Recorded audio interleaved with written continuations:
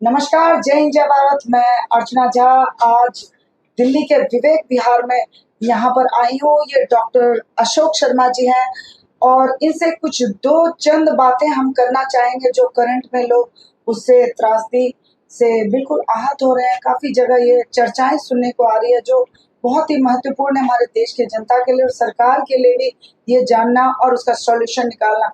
तो नमस्कार, आपका बहुत बहुत स्वागत है डॉक्टर साहब।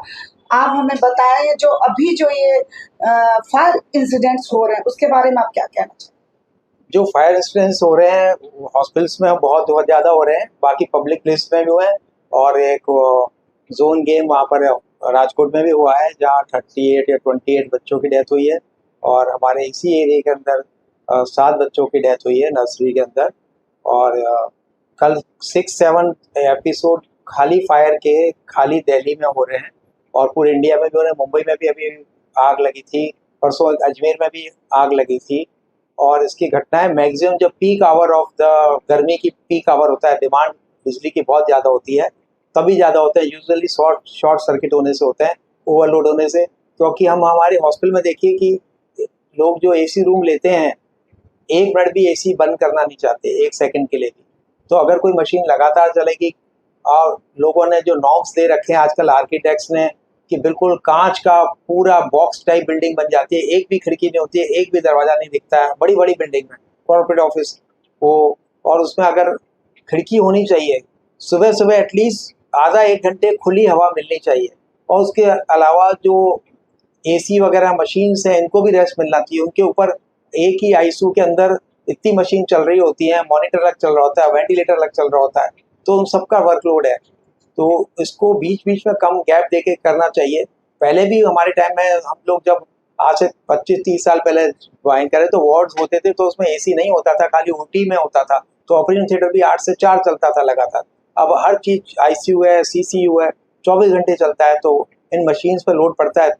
तो डेफिनेटली कुछ आर्किटेक्चरल चेंजेस जरूर करने चाहिए स्ट्रक्चर में।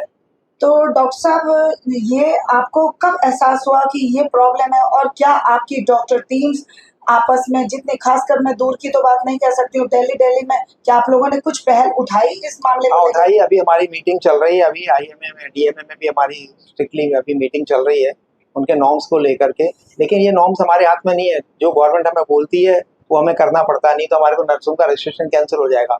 हमें कम से कम फायर्स के एनओसी सबको मिलता है।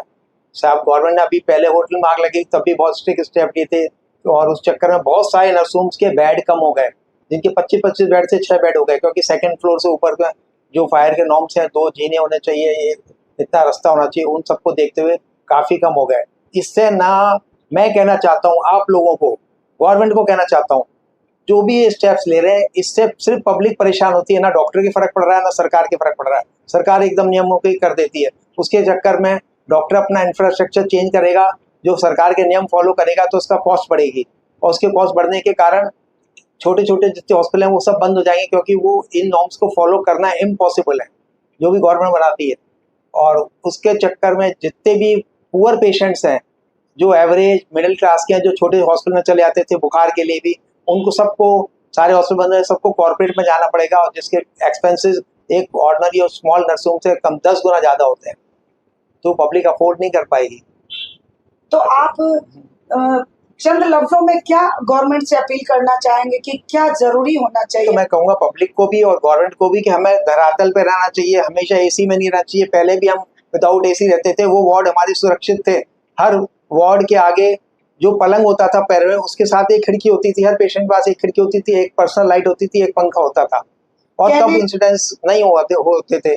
जहाँ तक इकोनॉमिकल बनाए और टोटली सेंट्रली एसी नहीं बनाए, बीच बीच के अंदर गैप दें। से दूसरा सवाल हमारा ये रहेगा, अभी जो इतनी तेज गर्मी, जो मौसम के हालात हो रहे हैं, इस पर आप क्या कहना चाहेंगे?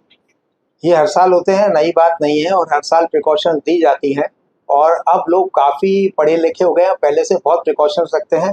प्रिकॉशन यही है कि तेज़ धूप जब चल रही हो, जब 47-40, उसमें डायरेक्ट 15 मिनट भी जाएगा, स्पेशली बच्चे और ओल्ड लोग, तो इधर सीधा हीट स्ट्रोक हो जाता है, उल्टी, चक्कर और फीवर 104-5, और कई डेथ भी हुई है।